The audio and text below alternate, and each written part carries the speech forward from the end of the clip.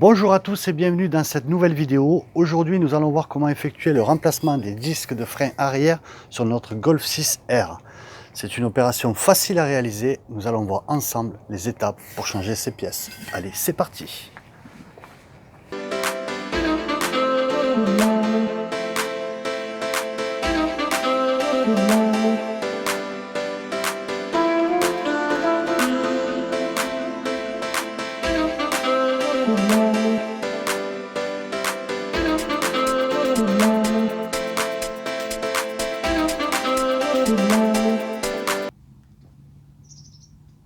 Donc la première étape, nous allons débloquer les vis de la roue.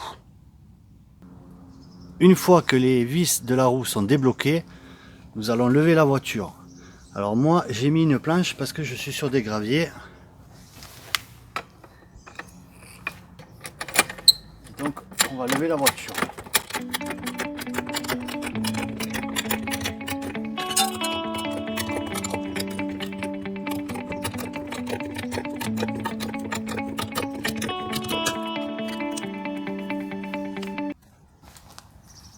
Ensuite, on va sécuriser la voiture avec une chandelle.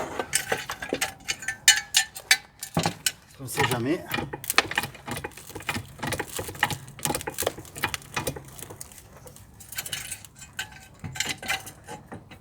Une fois que la voiture est sécurisée, vous assurez qu'elle ne bouge pas et vous pouvez enlever la roue.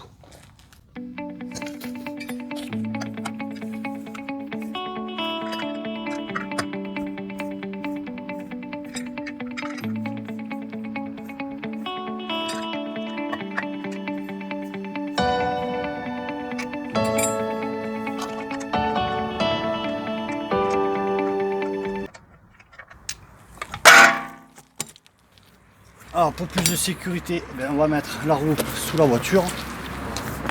Ça fait une sécurité de plus.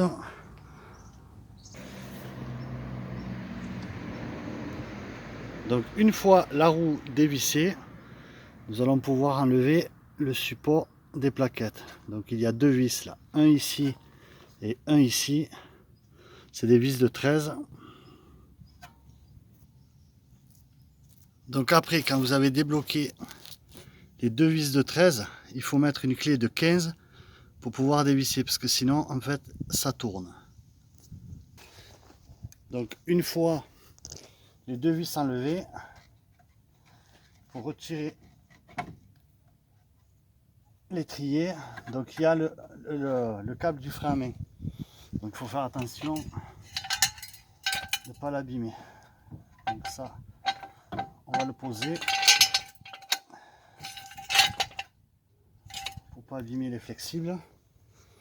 Donc après, on va retirer les deux plaquettes.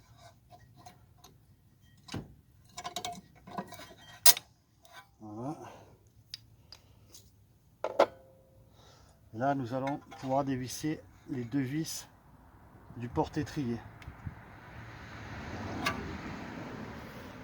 Donc pour enlever le support de l'étrier, donc il y a deux vis et c'est des douilles M14. Donc il y en a une ici et une ici. Voilà, donc c'est des douilles M14. Donc une fois le porte-étrier enlevé, avec les deux vis M14 qui sont pas très faciles d'accès, on va pouvoir enlever le vis qui tient le disque. Donc le disque, il est maintenu par une vis T27. Donc on va dévisser.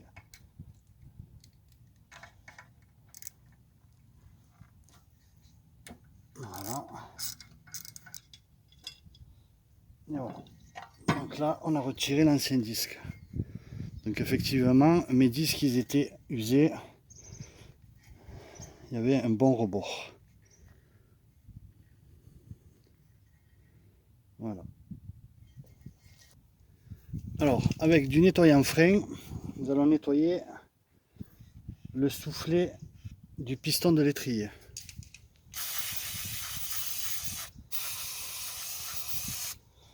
pour après faire rentrer le piston pour insérer les nouvelles plaquettes. Donc pour entrer le piston d'étrier à l'arrière, il faut un repousse-piston parce qu'en fait il faut tourner pour pouvoir le rentrer. Voilà. Et surtout aussi, il va falloir enlever le câble de frein à main parce que sinon ça vous freine un petit peu et ça vous bloque le piston. Alors quand vous rentrez le piston de l'étrier, surveillez déjà, il faut ouvrir le bocal de liquide de frein sur le moteur et vérifier qu'il ne remonte pas trop si vous avez fait des rajouts pour compléter votre niveau. Voilà. Donc maintenant que le piston de l'étrier est rentré, nous allons pouvoir nettoyer le porte plaquette et tout remonter. Donc avec une brosse métallique, eh bien, on va venir nettoyer les supports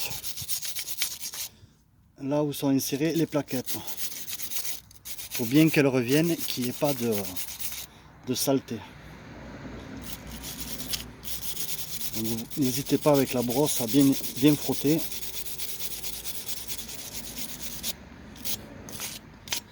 Voilà. Voilà. Donc vous pouvez aussi nettoyer le moyeu pour pouvoir mettre le disque. Alors moi, il est neuf parce que j'avais changé les roulements. Et les roulements sur ces voitures, ils sont incorporés. Donc c'est pour ça qu'il est neuf et qu'il n'est pas rouillé. Parce que d'habitude, pour enlever le disque, il faut un peu taper avec le marteau. Donc, sur notre voiture d'origine, c'est des disques basiques. Moi, je vous ai dit que j'avais choisi des disques sport ventilés. Tout simplement parce que il faut que notre voiture elle puisse bien freiner. Donc là, on remonte notre disque.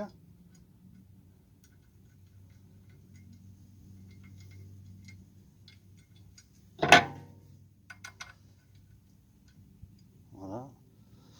Donc, on va le serrer, mais bon, heureusement que c'est pas juste ce vis qui tient le disque. Voilà.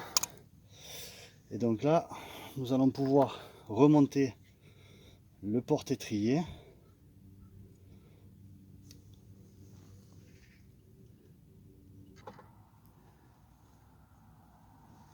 Donc une fois notre support de l'étrier remonté, nous allons pouvoir insérer nos plaquettes.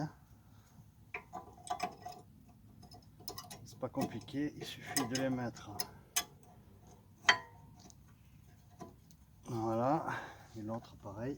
On va pouvoir remettre l'étrier de frein. Donc avec les plaquettes, il y avait des vis neufs, donc on va mettre des vis neufs. Donc si vous voulez mettre du frein filet, vous en mettez. Parce qu'il faut bien serrer toute la partie freinage. Donc on va remonter d'abord le câble du frein à main. Voilà. Donc une fois l'étrier remonté, nous allons pouvoir revisser les vis fournies avec les plaquettes neuves.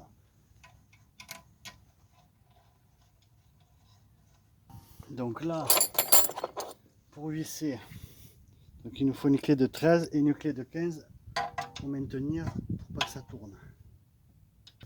Donc voilà, nous avons serré nos vis qui maintiennent l'étrier de frein. Nous allons passer un coup de nettoyant frein pour enlever tout le gras qu'on aurait pu mettre avec nos mains sales.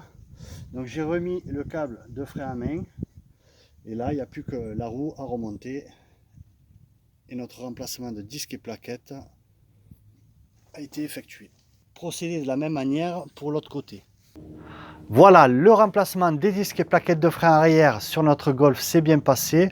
Il faudra attendre plusieurs centaines de kilomètres avant que le freinage soit à 100% de son efficacité. C'est une opération qui aura nécessité plus ou moins 1 heure de réparation. Cette vidéo est maintenant terminée. N'hésitez pas à vous abonner et à bientôt pour des nouvelles vidéos. Salut!